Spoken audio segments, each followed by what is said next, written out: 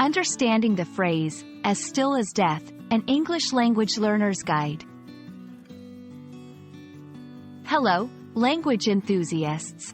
Today, we're diving into a fascinating English phrase, as still as death. This expression is rich in imagery and meaning, and understanding it can add depth to your English comprehension and usage. Let's explore what this phrase means, how it's used, and its origins in the English language. As still as death is a simile, a figure of speech where two unlike things are compared using the words as or like.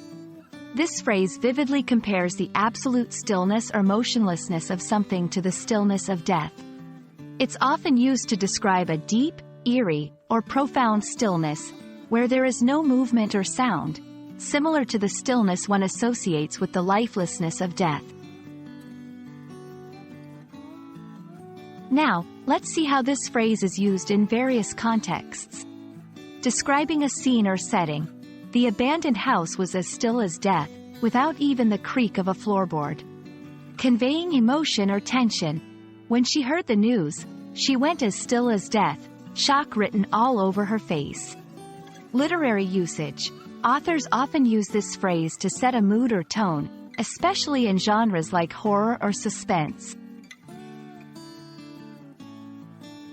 The phrase, as still as death, likely originates from the universal human experience of death, where stillness is a prominent and unmistakable characteristic. Variations of this phrase might include, as silent as the grave, or deathly still, all emphasizing the absence of movement or sound. To help solidify your understanding, try creating your own sentences or short story using as still as death.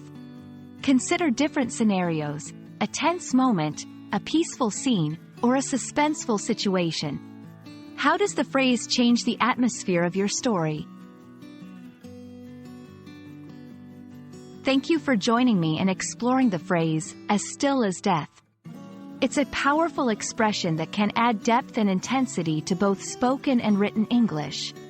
Remember, language is an art form. The more tools and colors you have in your palette, the more vividly you can paint with your words.